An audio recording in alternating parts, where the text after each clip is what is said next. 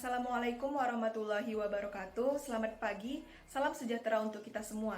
Perkenalkan, kami dari kelompok 5 ingin mempresentasikan hasil dari diskusi kami mengenai penyiapan pusat aktivitas baru perkotaan.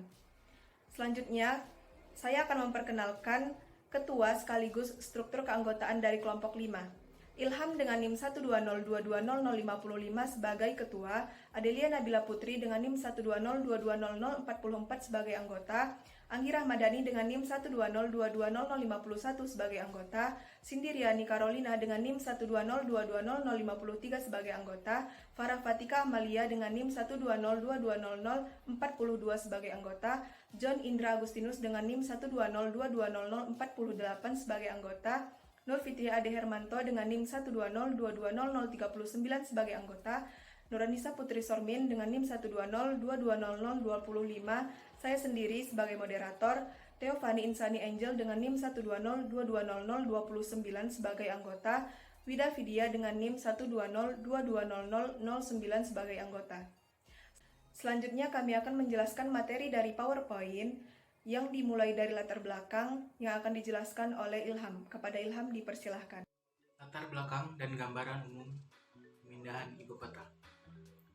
Kawasan perkotaan, terutama ibu kota, adalah kawasan yang bisa dianggap sebagai gambaran suatu negara. Banyak hal yang bisa tergambarkan apabila melihat ibu kota dari suatu negara, baik itu kemajuan, tentang perkembangan, serta kepadatan penduduk, dan lain sebagainya. Seperti yang kita ketahui sedari dulu bahwa ibu kota negara kita adalah DKI Jakarta. Namun ada hal yang mengejutkan, yaitu pada tanggal 26 Agustus 2019, Presiden, yaitu Bapak Jokowi, mengumumkan tentang pemindahan ibu kota negara ke Kalimantan Timur. Hal ini tentunya menjadikan suatu pro dan kontra, karena banyak hal yang tentunya akan harus direncanakan untuk mewujudkan pemindahan ibu kota ini. Banyak hal terkait organitas dan sebagainya yang menyebabkan pemindahan ibu kota ini bisa berlanjut atau tidak. Maka dari itu, banyak hal yang akan dibahas terkait pemindahan ibu kota ini serta penyiapan aktivitas ibu kota. Argenitas berasal dari bahasa Inggris, yakni urgent. Urgent sendiri berarti kepentingan yang mendesak atau sesuatu yang bersifat mendesak dan harus segera ditunaikan atau dilaksanakan. Yang pertama, urgenitas. Pertimbangan beban Jakarta sebagai pusat pemerintahan dan bisnis sekaligus sudah sangat berat. Yang kedua, pemindahan ibu kota negara atas dasar pertimbangan masa depan Indonesia, karena diprediksi pada tahun 2030 Indonesia akan menjadi kekuatan ekonomi keempat di dunia. Yang ketiga, alasan lain pemerintah memindahkan ibu kota adalah pemerataan pembangunan dan merancangkan Indonesia sentris. Rumusan masalah. Pola morfologi perkotaan merupakan suatu bentuk fisik suatu wilayah kota, di mana pembentukannya sangat dipengaruhi oleh berbagai macam faktor. Faktor yang pertama seperti mobilitas penduduk, aksesibilitas, kondisi topografi, dan kepadatan penduduk. Berdasarkan latar belakang dan penjelasan sebelumnya, kita dapat memperoleh beberapa rumusan masalah. Yang pertama, berapa besar perkembangan luasan wilayahnya? Dan yang kedua, bagaimana interaksi spasial suatu wilayah dengan wilayah lainnya dapat terjadi?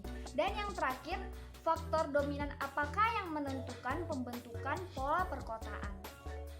Di sini saya akan menjelaskan kerangka pikir penerapan pusat aktivitas baru perkotaan. Nah, yang pertama ada permasalahan overpopulasi. Nah, overpopulasi ini bisa diatasi dengan pemindahan ibu kota negara. Nah, setelah itu kita merumuskan masalahnya, lalu menganalisis datanya. Nah, analisis datanya yaitu besar kawasan wilayah, interaksi spasial suatu wilayah, dan faktor yang menentukan dalam pembentukan pola perkotaan. Nah, semua ini menjadi umpan balik pemindahan ibu kota negara. Kalimantan Timur terdiri dari luas wilayah 127.346,92 km persegi dan terletak antara 113 derajat 44 menit dan 119 derajat bujur timur dan antara 2 derajat 23 menit lintang utara dan 2 derajat 25 menit lintang selatan. Provinsi Kalimantan Timur terletak di paling timur Pulau Kalimantan. Tepatnya, provinsi ini berbatasan langsung dengan Kalimantan Utara di sebelah utara, Laut Sulawesi dan Selat Makassar di sebelah timur, Kalimantan Selatan di sebelah selatan, dan Kalimantan Barat, Kalimantan Tengah, serta Malaysia di sebelah barat. Saya, Anggi Rahmadani Santianovara dengan NIM 12022051 akan menjelaskan mengenai desain survei atau suatu penelitian survei yang bertujuan untuk mengumpulkan informasi yang mencakup kebutuhan data, metode pengumpulan data, sumber data, dan yang terakhir adalah instrumen pengumpulan data. Data yang pertama adalah data mengenai kondisi daerah yang bertujuan untuk mengetahui kondisi terkini dari daerah tertentu dan sebagai acuan dalam pembangunan. Selanjutnya adalah unit data. Unit data dalam desain survei memiliki arti sebagai satuan ruang terkecil dari data tertentu. Pada data mengenai kondisi daerah ini, unit datanya adalah BAPEDA atau Badan Perencanaan Pembangunan Daerah. Data yang didapatkan merupakan data sekunder atau dalam artian diperoleh dari sumber yang telah ada. Data mengenai kondisi daerah ini didapatkan 5 tahun terakhir dari website BAPEDA dan juga BPS atau Badan Pusat Statistik, lebih tepatnya dari data Kalimantan Timur dalam angka. Pengumpulan data dilakukan dengan cara pencatatan dokumen. Selanjutnya adalah data kedua, yaitu data RT/RW di Kalimantan Timur atau Rencana Tata Ruang Wilayah di Kalimantan Timur yang memiliki tujuan sebagai acuan dalam penyusunan RPJPD atau Rencana Pembangunan Jangka Pendek Daerah dan RPJMD atau Rencana Pembangunan Jangka Menengah Daerah. Unit data dalam data RT/RW ini adalah pemerintah daerah di Provinsi Kalimantan Timur. Jenis data ini sama seperti data sebelumnya, yaitu data sekunder atau data yang telah tidak diperoleh dari sumber yang telah ada. Data RT/RW ini disahkan pada tahun 2016 yang mana 5 tahun ke belakang dan berlaku sampai 2036 mendatang.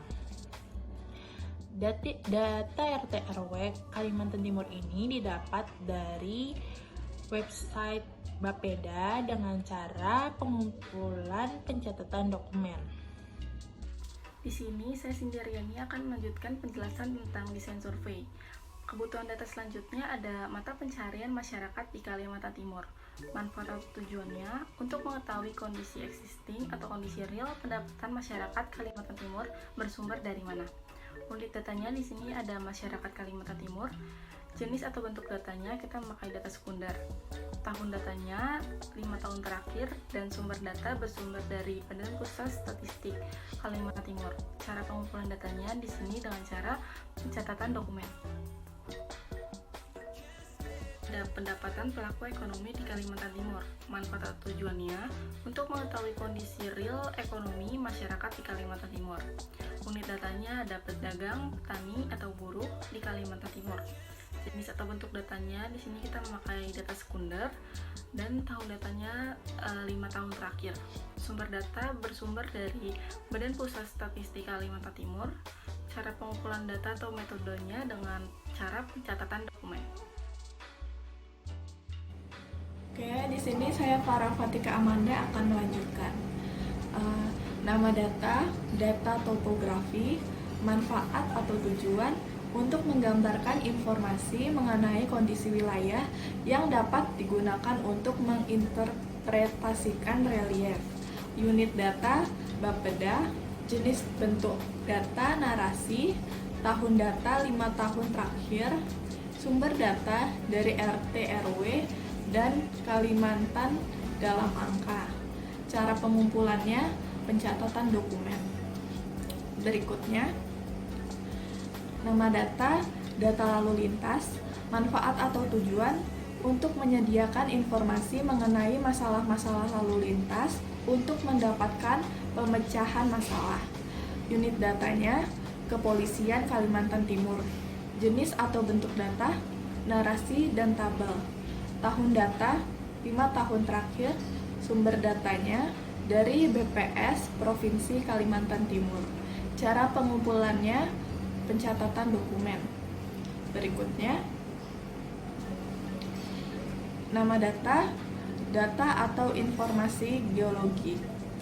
Manfaat atau tujuan untuk menyediakan informasi potensi bencana geologi dalam pengembangan kawasan perkotaan sebagai upaya pengurangan resiko bencana. Unit data Bapeda, jenis atau bentuk data, narasi, tahun data 5 tahun terakhir, sumber data RT/RW, cara pengumpulannya, pencatatan dokumen. Dari hasil presentasi kami, apabila ada kesalahan kata atau perbuatan, kami meminta maaf. Saya tutup. Wassalamualaikum warahmatullahi wabarakatuh. Salam sejahtera untuk kita semua.